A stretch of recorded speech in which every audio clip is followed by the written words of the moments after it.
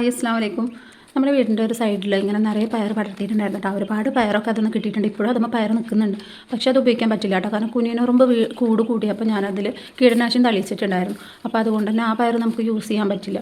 ഞാനതൊക്കെ പൊട്ടിച്ച് കളഞ്ഞ് പുതിയത് കിളിർക്കുമ്പോൾ എടുക്കാമെന്നൊക്കെ വിചാരിച്ചായിരുന്നു. അപ്പോഴാണ് തൊട്ട വീട്ടിലെ മതിലിൻ്റെ പണിക്കാർ വന്നത്. അപ്പോൾ അവർക്കതൊരു ബുദ്ധിമുട്ടാണ്. കാരണം കുനിയനുറുമ്പ് നിറയുണ്ട്. ഒരു സൈഡിൽ മരുന്നടിച്ചാൽ ഇപ്പോഴത്തെ സൈഡിൽ വരുന്നുണ്ട് അങ്ങനെ. അപ്പോൾ അവർക്കതൊരു ഡിസ്റ്റർബാണ്. അപ്പോൾ അതുകൊണ്ട് ഞാനത് എന്തായാലും വേണ്ടില്ല, വൃത്തിയാക്കാൻ വിചാരിച്ചു കേട്ടോ.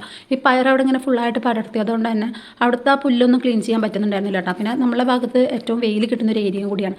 ഞാൻ ഇടയ്ക്ക് ഇതുപോലെ ചെടികൾ വെയിൽ കിട്ടാൻ വേണ്ടി അങ്ങോട്ടും ഇങ്ങോട്ടൊക്കെ ഒന്ന് മാറ്റി വെക്കുന്നതാണ് കേട്ടോ. അപ്പോൾ മഴ ഉണ്ടായിരുന്നപ്പോൾ അതിൽ ചട്ടിമയ്ക്കൊക്കെ മണ്ണ് തെറിക്കാണ്ടിരിക്കാൻ വേണ്ടിയിട്ട് ഞാനൊരു പ്ലാസ്റ്റിക് കവർ വിരിച്ചിട്ട് അതിൻ്റെ മേലെയായിരുന്നു കേട്ടോ ഈ ഒരു ചട്ടി വെച്ചിട്ടുണ്ടായിരുന്നത്.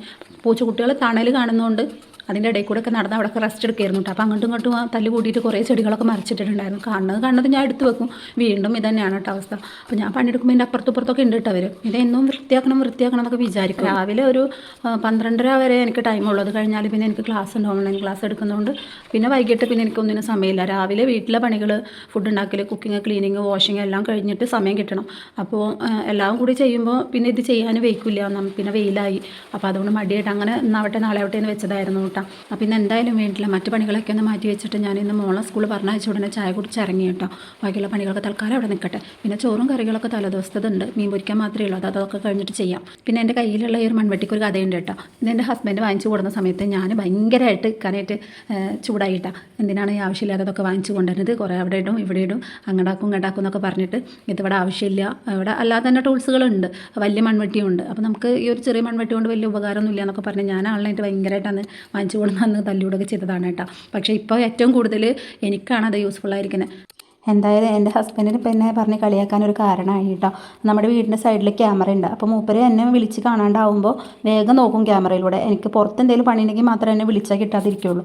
അപ്പോൾ മൂപ്പര് നോക്കും ഞാൻ പുറത്ത് എവിടെയെങ്കിലും ഉണ്ടാകും. അപ്പോൾ ഞാൻ ഈ മൺവെട്ടിയായിട്ട് അവിടെ ഇവിടെയൊക്കെ നടക്കുന്നു, അവിടെ കിളക്കുന്നു ഇവിടെ കിളക്കുന്നൊക്കെ കാണും. ഇപ്പോൾ മൂപ്പർക്ക് അത് പറഞ്ഞ് കളിയാക്കലാണ് കേട്ടോ പണി.